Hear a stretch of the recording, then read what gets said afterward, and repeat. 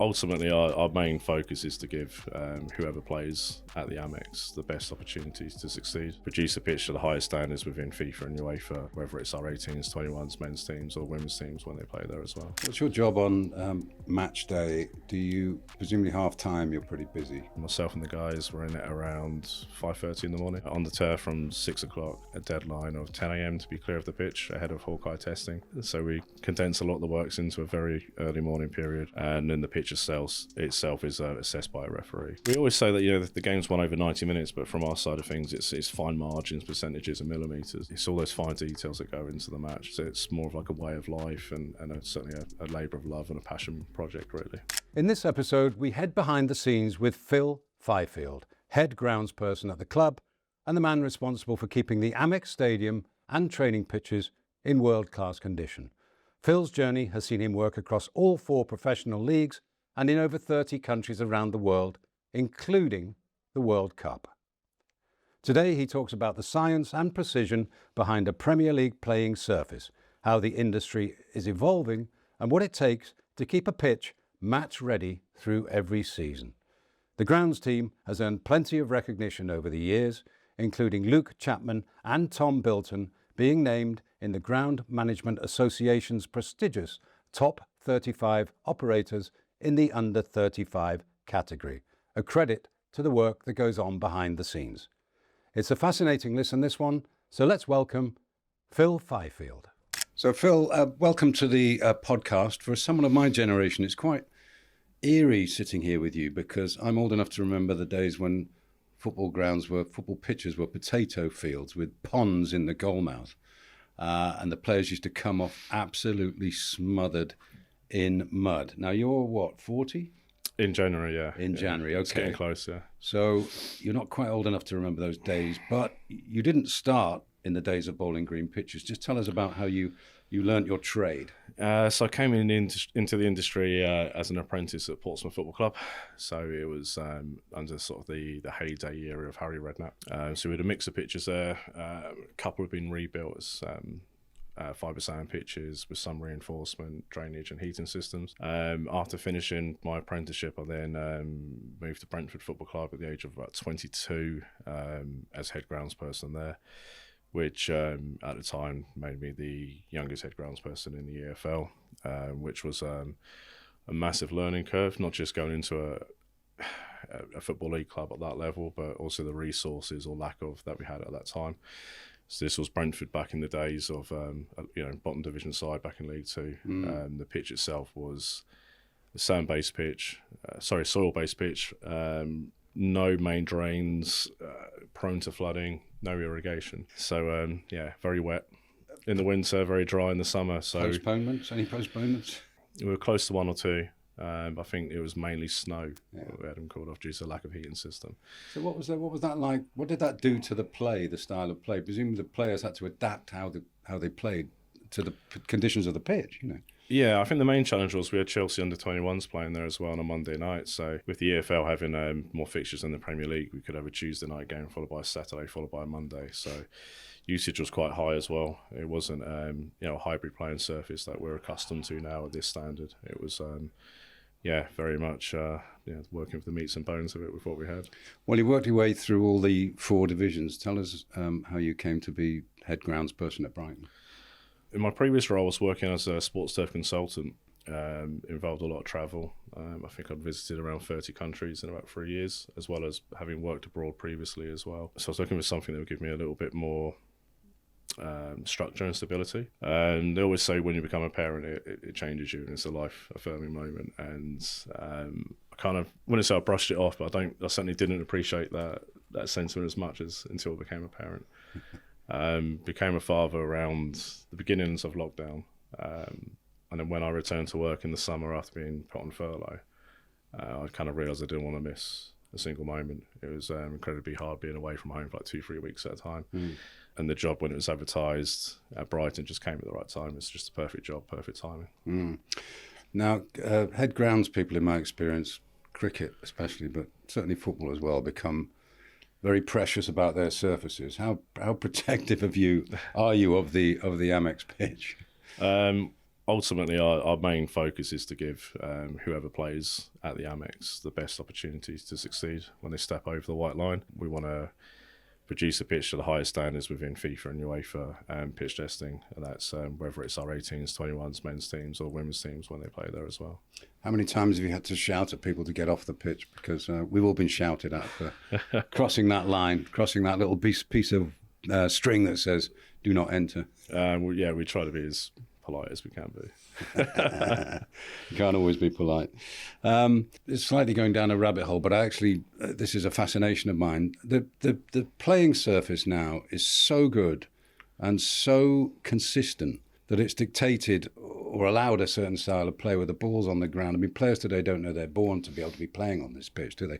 And if you look at the way the ball sits up, it almost sits up at sort of golf ball quality, doesn't it, to be hit and passed. Just tell us about the technology that goes into making a surface that is pristine to play on and actually helps the players be their best. In the last 20 years that I've had in the industry, the advancements and changes have just been astronomical, really, from what I was accustomed to back then to where we find ourselves at now. So even this morning, I've come from the stadium where we've brought up 3 LED grow lights and 3 HBS grow lights as well to help the recovery after the game on the Saturday. Immediately after the game, we were working to the weather. We had heavy rainfall coming on the Sunday, so we had a product go down on the Saturday, which was then washed in by the rainfall. And then we also scanned the pitch with a UVC robot as well to then essentially sterilise and clean the leaf as well post-match and after the game. So maintaining health, particularly this time of the year, is so important and it's so key because we're almost in this transition phase from the back end of summer into early autumn where typically we're in this phase of still good growing temperatures but a lot of wet weather coming our way. So the humidity now starts to ramp up and it's it's usually a bit of a sticky point for us as we transition from one season into the other. So, attention to detail and lots of data and metrics are sort of how we formulate our plans and progress forwards each time. I mean, people just wouldn't know that there is this level of expertise involved. I like the idea of the pitch having a sunbed, to recover. That's quite cool, isn't it? But you don't have the problem of events on the pitch very often, do you? We had a discussion a moment ago about Spurs having NFL games on their pitch, and you know a bit about that, don't you? The tray and the technology that goes into allowing NFL games to take place one week and then Villa to play Aston Villa the following one.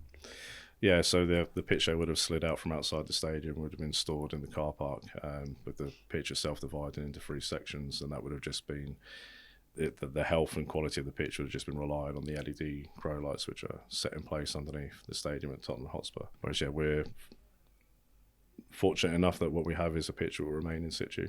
It will stay in place for the course of the season. We might have the occasional additional events such as the Women's Rugby World Cup in the summer, which was a fantastic event to host. And again, I think we gave a really good account of ourselves in terms of the playing surface that we could then transition to from football to rugby and then back to football in that aspect. In addition, we've had England under 21s games. The Lionesses have returned to the Amex after the Women's Euros as well. So it's quite nice to have different challenges thrown in there as well, just to keep us on our toes a bit. Because in the past we've seen pitches churned up by events and particularly rugby matches, and fans like to grumble and say, look what they've done to our pitch, the following. But now, after those 2 Women's World Cup matches, for example, that you wouldn't have noticed that they'd ever taken place, would you? The pitch was in the same state that it was before. Yeah, no, it was really pleasing and rewarding to see that. But equally, it's not possible without the hard work, skill and dedication of the team that I have at the stadium as well. How many people are in your team? So I'm leading a team of 5 people at the stadium, but we also have Lola from the internship with us as well. And we previously had Maddie as well. So during the women's rugby, we also had Maddie working with us. So we for every 6 months become a team of 6. And what does a typical week look like for you? What's the calendar? How does it work?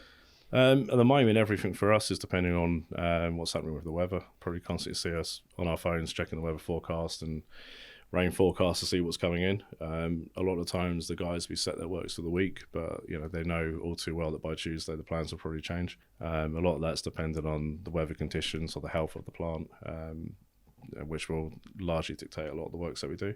The growlets have come out to aid the recovery, but we're also look to unirake the pitch just to groom through the sward, just to keep it upright, healthy, keep the fibres that are in the pitch upright and successfully supporting the the stability of the pitch. We then got around 4 tons of sand to go down onto the pitch as well, that would then be brushed in, then aerated through with a solid tine aerator, a light overseed whilst temperatures are still quite favourable for growth.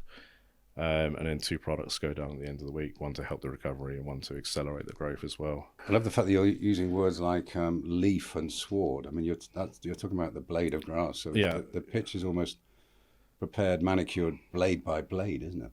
Essentially, yeah. It's the part of the pitch obviously everybody sees on a match day, but it essentially forms 100% of the visual on a match day, but it's only a small reflection of the amount of hard work that the guys put into maintaining the pitch. I imagine when you started at Brentford, there might have been such a thing as doctoring the pitch as there is in cricket, producing a pitch that suits your team's style of play. I mean, that's long gone now, isn't it? I think for us then we would be quite happy if we still had grass in the majority of the pitch back then. So we didn't have any grow lights when I was there. No. And it was, again, very much working with the resources that we had. There must have been times then when you could have counted the blades of grass on the fingers of 2 hands doing that. Yeah, probably not far off in places, yeah. No. And of course, there are Premier League standards that you have to adhere to, aren't there? Does that mean inspectors come down and look at the pitch, or? So before every game, a match delegate will come down from the Premier League.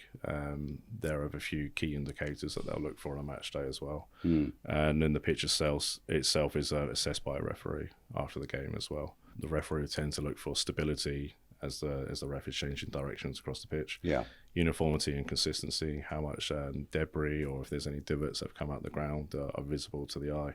Linking in with them on a match day prior to their inspection, providing them with the relevant information that they require on a match day to help them make a bit more of an educated review of the pitch that they're receiving on the day as well. I bet you've never had a complaint, have you?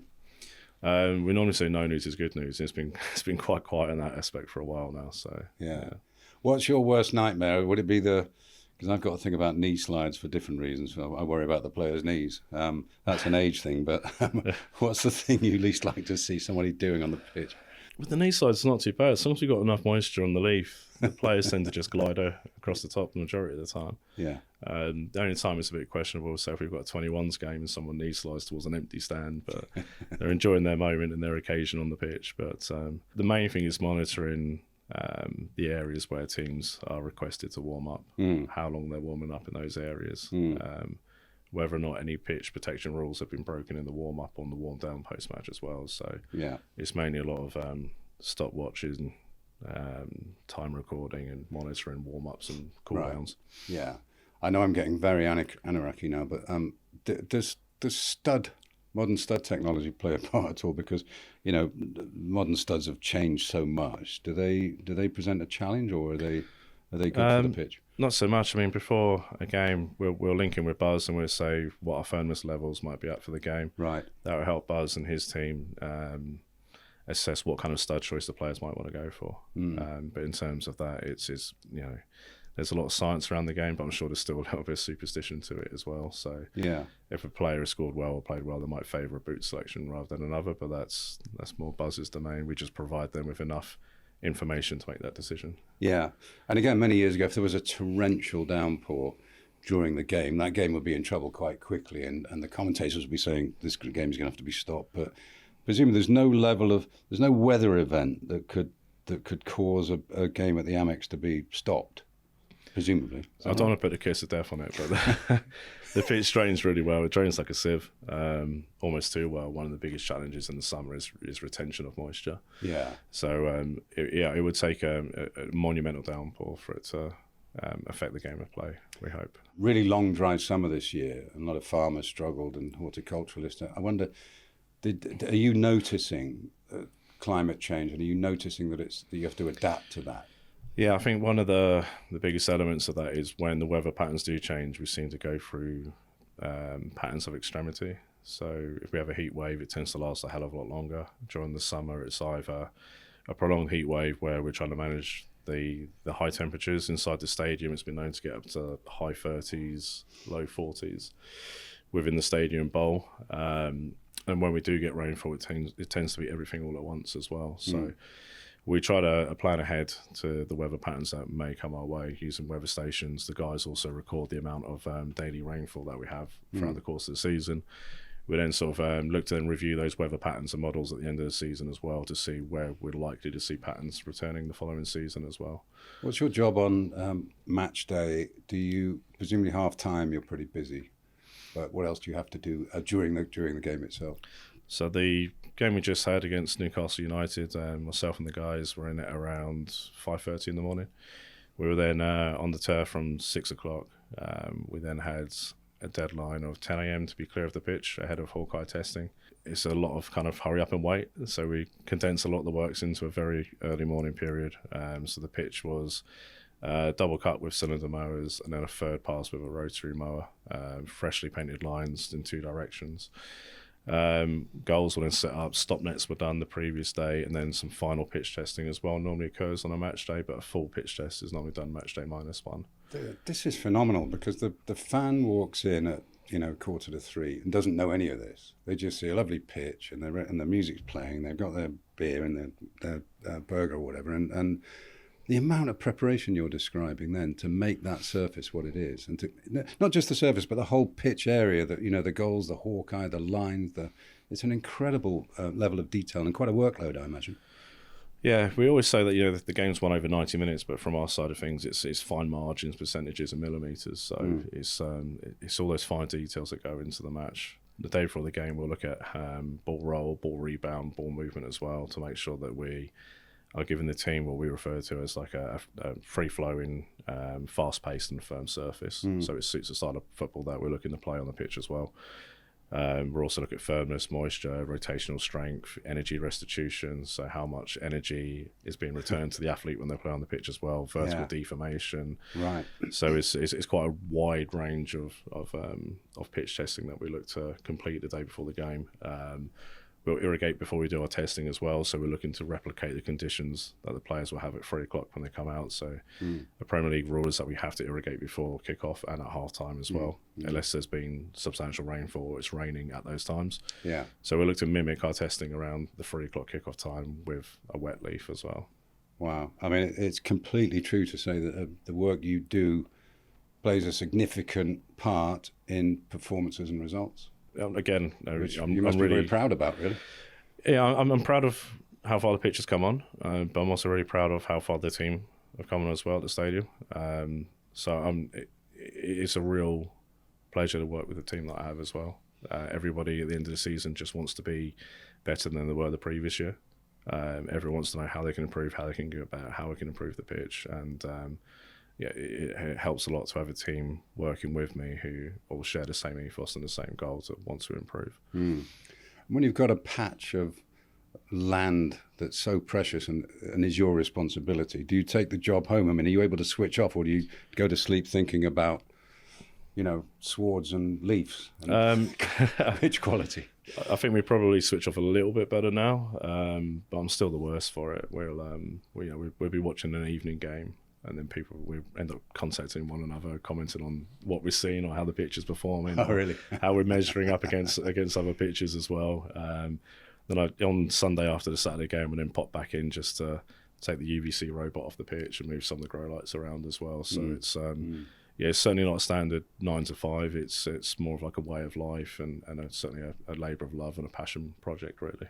And it's not just players who get called up for international duty, Phil. Of course, it's it's staff and grounds people as well. And so you were asked by FIFA to work at the Qatar World Cup. Tell us about that. Yeah. So previously in other roles I've had, and before I came to the club, I was involved in a lot of international projects with FIFA, some with UEFA, CAF and AFC as well. So the first tournament I worked on was I went across to Russia for a pre-tournament World Cup visit and presentations there and talks and workshops. I've then also worked at the Poland Under-20 FIFA World Cup, the Women's World Cup in France, and Club World Cups in UAE, Qatar, and pre-World Cup visits in Qatar as well. Yeah, it's an extremely rewarding industry to be in. There's a lot of opportunities, and I always say, as much as you're willing to put into the industry, there's a lot that the industry will give you back. Yeah. What were the challenges in Qatar? Because everybody talked about the temperature and the different type of grass. That when you got there, you must have thought, well, this is a big one. This is tricky. Yeah, I mean, every stadium pitch that was constructed was air conditioned. So every stadium pitch was climate controlled to around 23 degrees. And that was so that the stadium pitches could accommodate cool season grasses. But the training pitches were all warm season grasses. They were predominantly Bermuda and Paspalum, where they could then take temperatures of over 40 degrees. So that was that was the main challenge, working with different pitches, different temperatures and different climates over there. Plus, Qatar, with it being a bedrock country, there was a lack of natural water supply as well. So you were looking to work with grass species like Paspalum that could thrive on salt water as well. So you were tailor-making every pitch and grass selection to the environment that it had around it. Right, let's do some quick-fire questions. Favourite moment at the Amex? I think it was probably when we qualified for Europe. That was a real sort of hairs standing up in your arms sort of moment. Plus, it was a real benchmark for how far the club had travelled and the direction that they were going in. So I think it was sort of a real key landmark, that one. Hardest match day you've ever had? Probably one in the Middle East. We had doesn't tend to rain, but when it does, you get kind of like a month's worth of rain in 1 or 2 days, and nearly having a match called off in the Middle East for a waterlogged pitch in the desert. It's probably not a good look, but we just about managed to get through it and get the games on. Dream stadium or pitch to work on? It probably sounds a bit corny, but when I was at Fulham, when I worked there before as grounds manager at Fulham Football Club, when we were divoting and work on the pitches, we'd throw that question out amongst the grounds team when we was divoting, and I used to always say Brighton and the Amex. So believe it or not, that was the answer I'd normally give. Favourite grass type and why? Probably perennial ryegrass, but with a tetraploid diploid mix. So having 4 chromosomes instead of 2 with the tetra just makes the plant a little bit more hard wearing and resilient. Can you get that at the local garden centre? Presumably not. One word to describe Brighton and Hove Albion. Ambitious. Ambitious, yeah. Well, thanks for your time, Phil. Best of luck for the rest of the season, and that was a very enjoyable insight, I must say, into how pitches work. Thanks for having me.